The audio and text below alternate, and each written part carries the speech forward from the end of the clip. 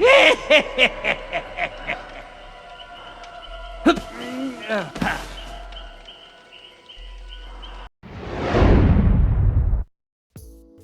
hope you guys are very excited about the release to Chucky, aka the good guy in DBD.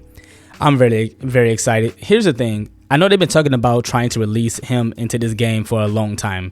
You know, a lot of people was asking about, can we get Chucky, but we never knew how it would actually work because he's very small. And this is the first killer to actually be played in third person versus most killer or all killer outside of him is played in first person's view. And I will say that, he's very sneaky, especially when you get into his hidey hole mode, right? I'm going to talk about that in a second. But please, if you guys are new to the channel, please like, share, subscribe, and all that good stuff. I really wish that the cross progression happens very soon because, as a content creator solely, I'm only able to make these videos like 2-3 weeks after the PTB, which people probably already figured out mostly about what the killer's ability is going to be, where they will rank in a class of other killers such as S tier, A tier on down, stuff like that.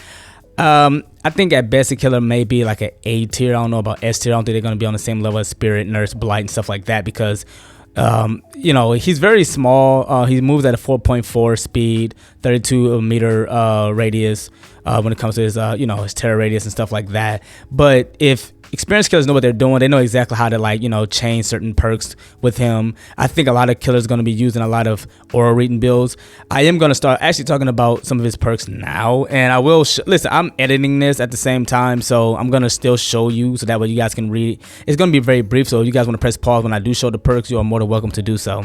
But I kind of want to talk a little bit about like 3 perks that he has, right? It's called no, first of all, let me actually talk about his power. So hidey hole, right?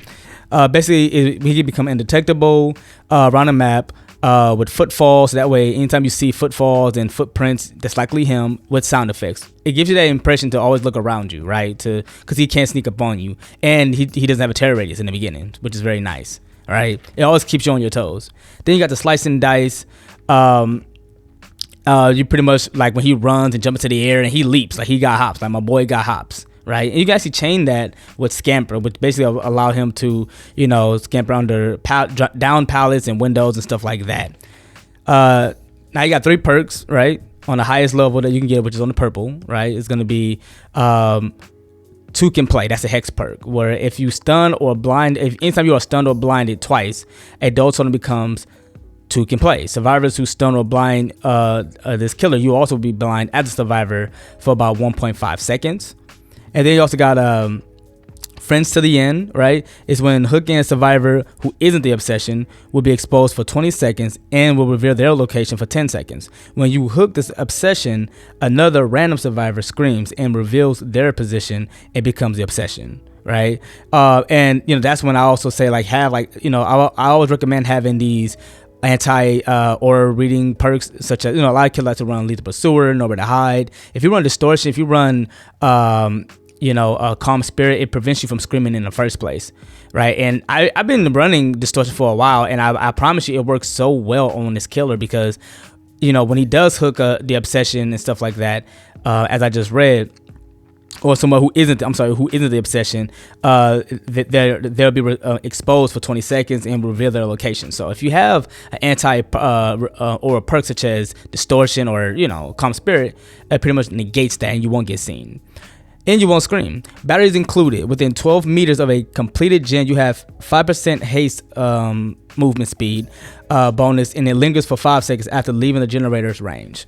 So if you guys have to go back or press pause even on here, I do apologize if it's going a little bit too fast. Definitely look at these perks and try to play them as yourself. I tried to play them, play as him, but you already know that's not going to happen. Dude, I looked on Twitch. It literally had like 80,000 viewers, like 80,000. Like I've never seen that before on like DBD. Like that's how like big time this guy is. This little guy is. That's how big time he is. Now here's the question: what do you kind of rank him, right? Like I mean, I seen killers use Plaything with him, which pretty much he really becomes undetectable the entire game unless you get rid of that hex. Then there's Pentamental and all this other stuff that pretty much can be chained. I will say that people who know what they're doing in chase, they will pretty much, like, as far as survivor, it's more play. I hope to go against him a lot. I don't know though, because to me, I would rather go against him than to go against Xenomorphs, go against I don't know, a night player, stuff like that. He is pretty small though, and if people know what they're doing as far as killer, they can become very stealthy the entire game for the most part. Most killers run, or reading builds, so you have to pretty much always be on your toes.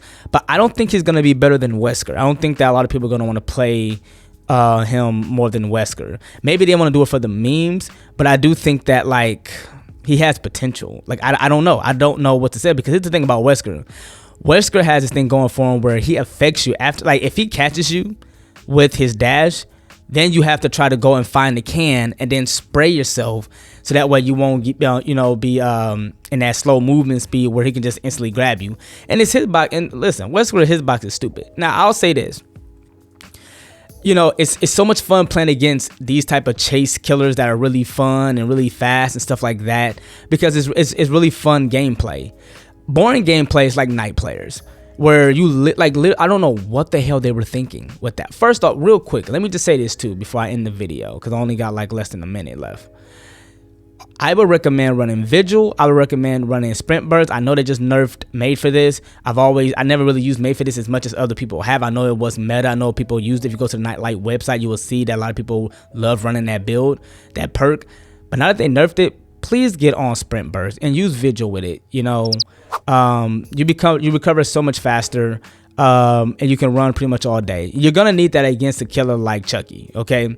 Because he's gonna creep up on you, and a lot of killers can't really catch you. Like, a lot of killers don't even chase me all day. Once they know I got Sprint Burst and I got like fixated or something like that, they don't want to chase me. Urban Invasion too. I'm gonna do a video on that. Please do not sleep on Urban Invasion. Please do not sleep on Urban Invasion. I don't care. It's a meme perk. People don't like it. It's known to be bad, but it's very good in chases. But I hope you guys enjoyed this video. Have a safe day out here. Have fun and peace.